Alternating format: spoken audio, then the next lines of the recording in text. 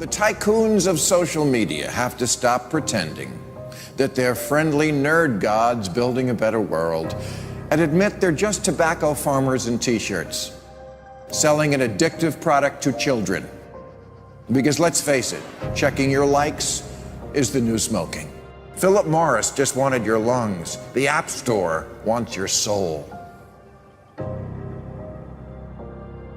There are 2 billion people, more than 2 billion people on Facebook. That's more than the number, it's about the number of notional followers of Christianity.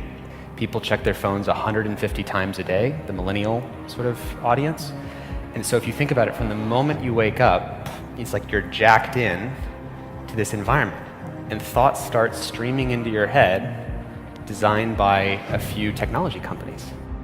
What we find is the typical person checks their phone every 15 minutes or less, and half of the time they check their phone, there's no alert, no notification. It's coming from inside their head telling them, gee, I haven't checked in Facebook in a while. I haven't checked on this Twitter feed for a while. I wonder if somebody commented on my Instagram post.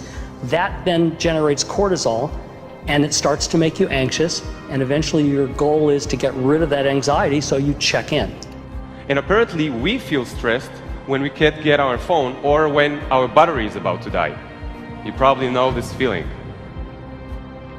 And a research done in Australia among 3,000 people under the age of 30 found that 9 out of every 10 admit to feel this anxiety while having his battery dying. Steve Jobs revolutionized the entire world with the iPhone, and he never let his children use it because he did not want them dependent on technology. Right now, an infant is getting their first laptop that's soft and squishy and makes noise. Right now, a child is being born online and being favorited and retweeted. The hypergenerational segregation of our time is bizarre, unhealthy, and historically unprecedented. You've never seen the like of people sitting at a table in a restaurant not talking to each other because they're texting and using their Facebook and Instagram and Twitter, and they are at the table and don't even know each other. In the house and can't even talk to each other. And the pressure that's on us to be like everybody else is so great that everybody tries to live like they're in a reality show. As a culture, we don't have enough in common anymore. And that's because the internet, which was supposed to unite the world, has become too adept at serving us personalized content. Do you know what I saw on Yahoo's front page this morning? No, you don't, because mine isn't the same as yours. People get news feeds now that just spit back customized stories based on what we've clicked on in the past. We are great consumers, but poor producers.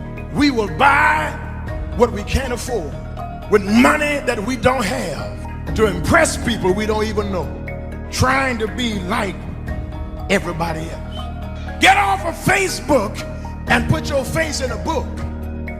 Right now, a teenager is photoshopping their selfie because as a society, we're telling them they're not good enough. Right now, influencers encourage narcissism without knowing the breadth and depth of their impact on their audiences.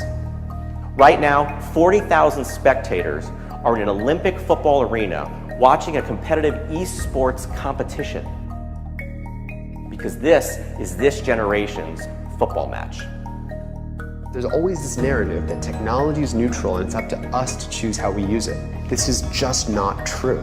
Technology is not neutral. It's not neutral. They want you to use it in particular ways and for long periods of time because that's how they make their money. You don't realize it, but you are being programmed. It was unintentional, but now you got to decide how much you're willing to give up, how much of your intellectual independence. If you feed the beast, that beast will destroy you.